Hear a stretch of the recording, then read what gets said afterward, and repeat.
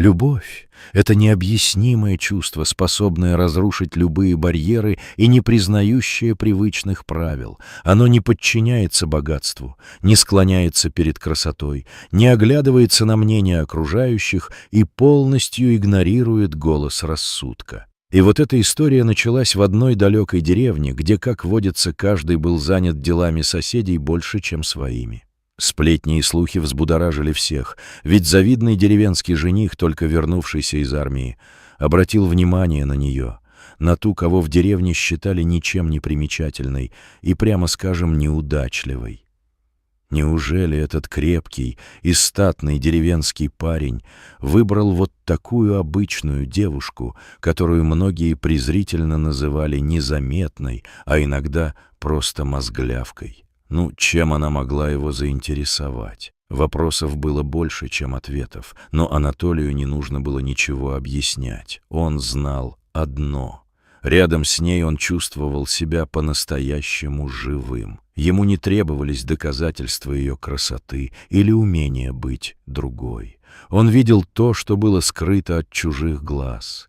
Это и была их тайна, не поддающаяся всякому объяснению. Сила их любви была сокрыта в простоте и искренности и в полном игнорировании чужого мнения.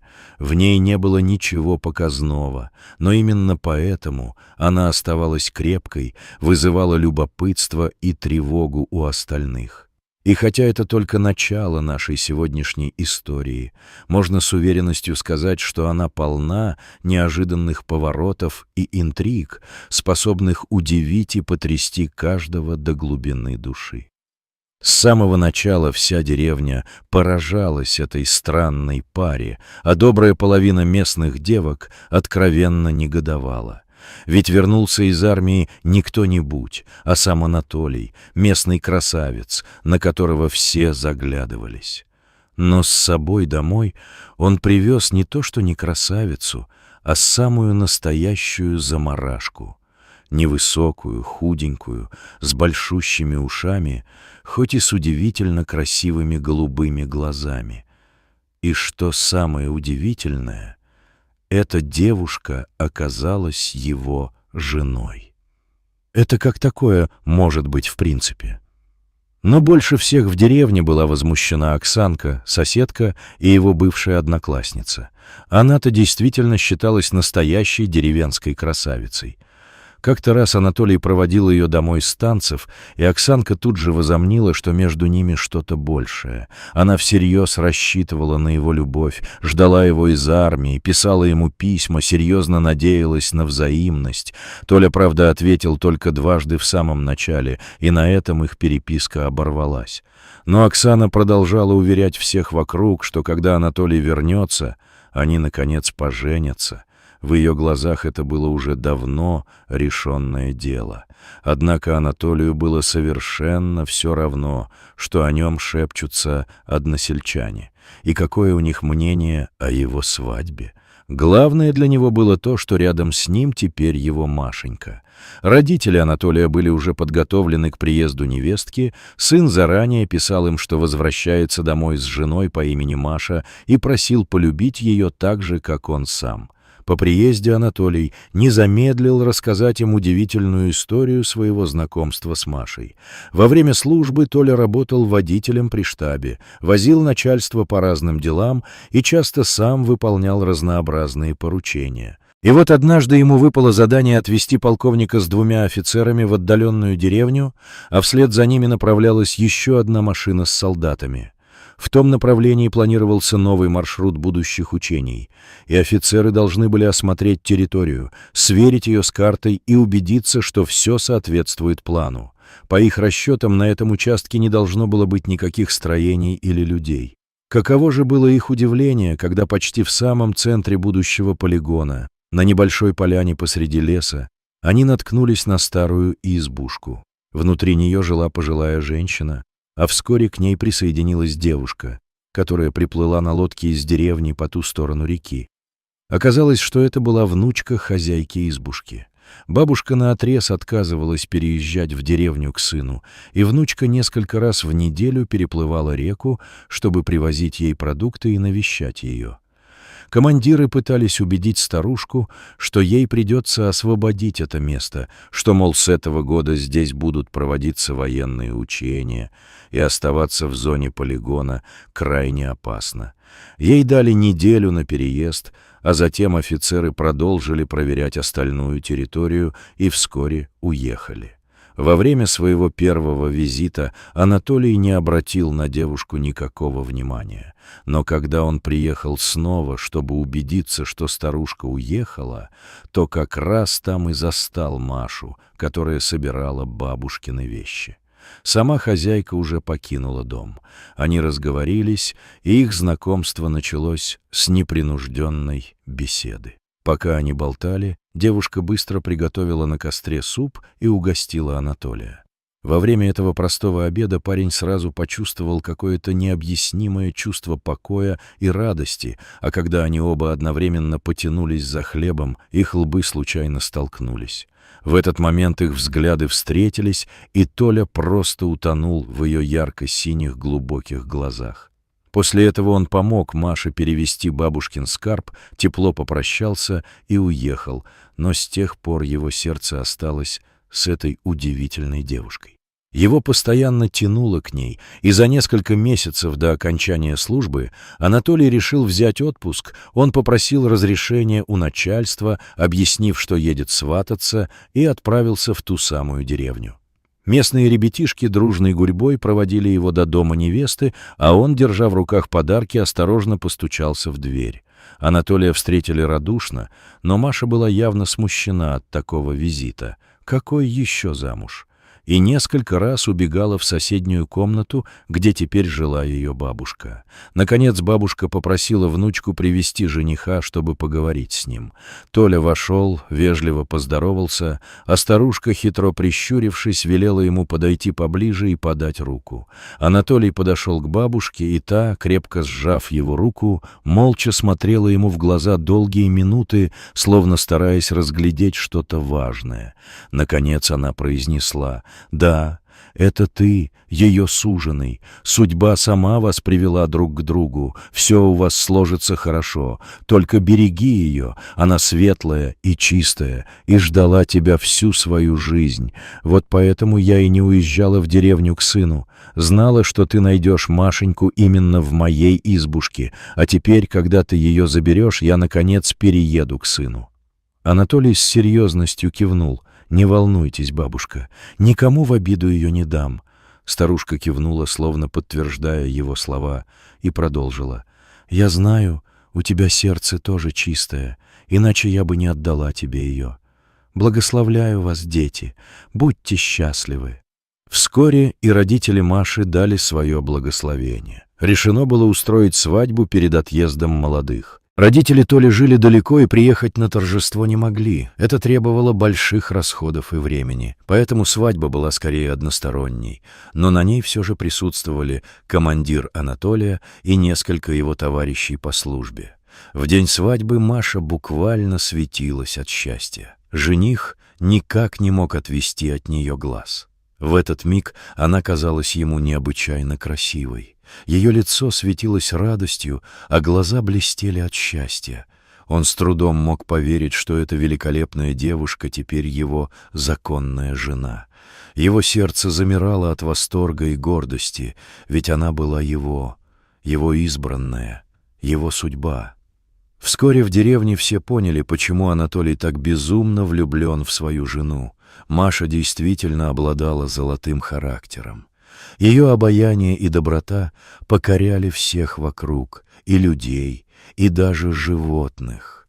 Она быстро нашла общий язык с родителями Толи, относилась к ним с глубоким уважением и заботой. Ее было просто невозможно увидеть сердитой, на лице всегда сияла добрая улыбка, и она всегда была готова помочь, особенно старикам и одиноким, просто ангел какой-то.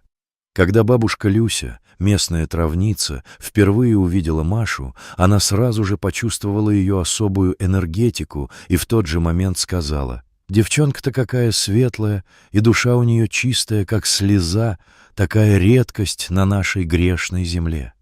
Даже Оксанка, которая раньше была настроена против нее, вскоре напрочь изменила свое отношение.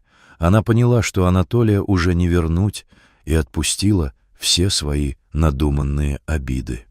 Решив изменить свою судьбу, она уехала в город, где поступила на обучение в медицинское училище. Через год она удачно вышла замуж и даже была благодарна за то, что ее жизнь сложилась иначе. А то осталось бы тут в деревне всю жизнь прозябать, думала она, наслаждаясь новой городской жизнью, в которой уже чувствовала себя настоящей дамой. Ее мечта сбылась, теперь она городская. Тем временем семейная жизнь Толи текла своим чередом, полная счастья и гармонии. В положенный срок Маша родила прекрасную дочь, которую назвали Анастасией, а еще через год семья пополнилась сразу 2 мальчиками-близнецами — Юрой и Михаилом. Радости Анатолия не было предела. Он оказался заботливым и внимательным отцом, всегда находил время для детей, любил их искренне и крепко. Но если кто-то из них шалил, отец был строг, хотя ремень использовал лишь в самых крайних случаях, если проступки действительно требовали наказания. Особенно он обожал свою дочку Настеньку и часто ее баловал. Семья жила в любви и согласии, растили детей, и вот не успели оглянуться, как пришло время Насте ехать учиться. Первый год Анастасия съездила поступать, но удача ей не улыбнулась. Она мечтала стать врачом, но пройти конкурс не удалось. Вернувшись домой, она решила поработать, накопить денег и попытаться поступить на платной основе. На следующий год Настя уже вместе с братьями отправилась снова поступать. И в этот раз ей повезло. Она поступила на бюджетное место в другом учебном заведении. А мальчишки подали заявление в колледж на специальность программистов и успешно прошли с первого раза. Когда дети разъехались, родители остались одни. Сначала им стало немного грустно и одиноко, но вскоре муж предложил: «Мы всю жизнь жили для детей, а давай теперь хоть немного для себя поживем. Поехали на море». Посоветовались и решили, что так и будет. И вот они уже на берегу моря, где Маша, увидевшая его впервые в жизни, была как на 7-м небе от счастья. Она плавала, ныряла, смеясь как ребенок, и ее радость буквально заразила и Анатолия. Он наслаждался тем, что сумел сделать ее такой счастливой. Но в последний день перед отъездом погода неожиданно испортилась, резко похолодало, и начался дождь. Несмотря на это, Маша решила еще разок искупаться напоследок. Анатолий, нахмурившись, пытался ее отговорить. «Машенька, может, лучше не надо, погода уже совсем не та». Но она настояла. «Толенька, да я только окунусь, морю спасибо скажу и попрощаюсь». Она быстро вошла в воду, немного поныряла и поплавала, совсем не обращая внимания на моросящий дождь, который хоть и казался теплым, но уже принес с собой осеннюю прохладу. Анатолий с беспокойством наблюдал за ней с берега и, наконец, не выдержал. «Маша, хватит, пора собираться, скоро наш поезд, выходи из воды сейчас же!» Когда Маша, наконец, выбралась на берег, было видно, что она основательно замерзла, губы посинели, и ее тело покрылось гусиной кожей. Анатолий, полушутя, полусерьезно лишь сказал: «Ты сегодня хуже непослушного ребенка». Он быстро взял полотенце и тщательно растер ее, пытаясь согреть, а потом они поспешили в номер, смеясь и дрожа от холода.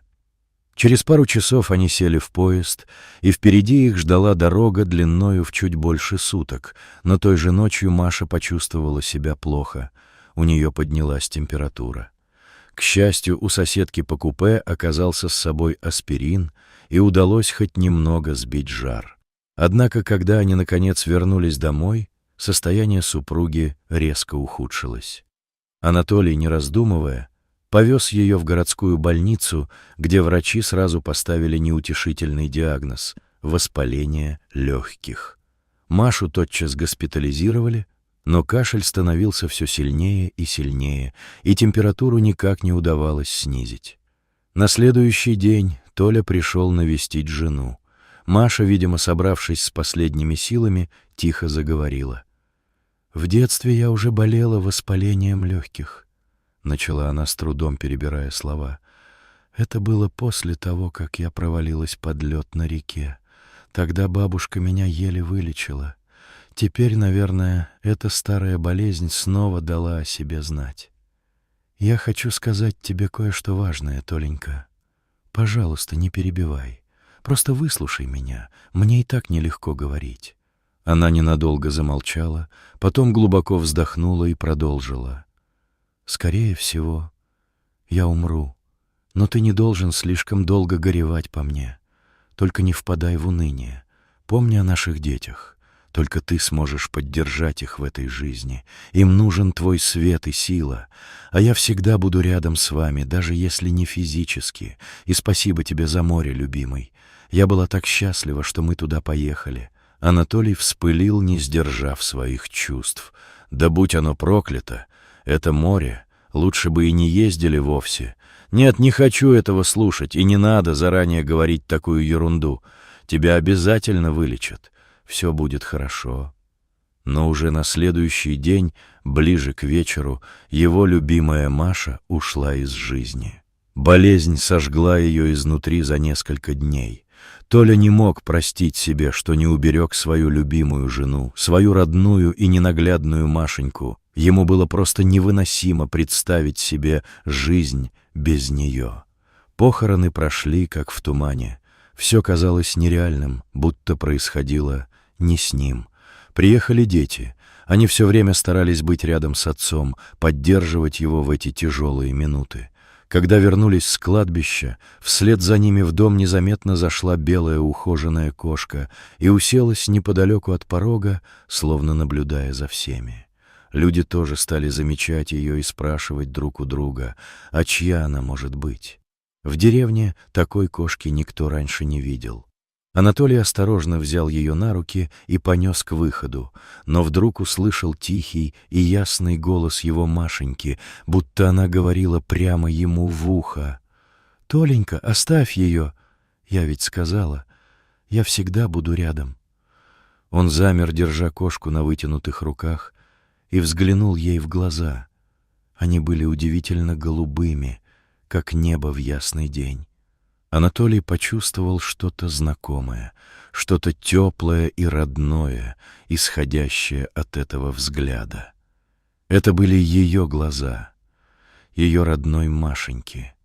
Тогда он медленно прижал кошку к себе и, ощутив тепло ее шерсти, вернулся с ней в дом. «Пап, ты что, собираешься оставить ее себе?» — спросила дочь Настя, с удивлением наблюдая за отцом. «Она сама пришла.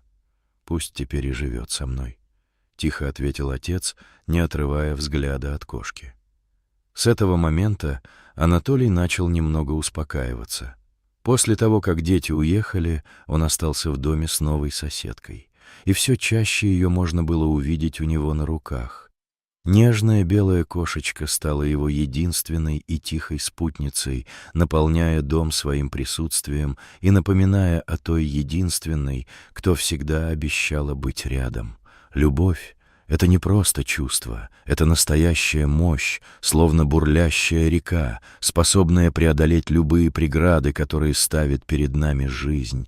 Но даже светлой и стойкой любви требуется постоянное внимание и забота, чтобы она продолжала свой жизненный поток.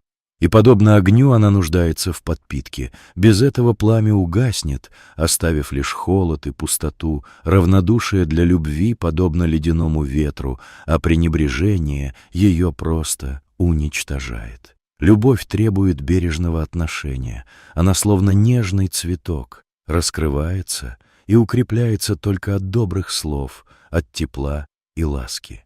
Важно помнить, что настоящая любовь уникальна и неповторима, как отпечаток души, как особый дар. И пусть вокруг вас говорят что угодно и меняется время, но ваша любовь только ваша. Каждый жест, каждое слово должны быть ее опорой и защитой, чтобы она могла продолжать светить, разгораясь еще ярче и ярче. окружите ее заботой и вниманием, и она станет вашим источником тепла и света, верным спутником на долгом жизненном пути.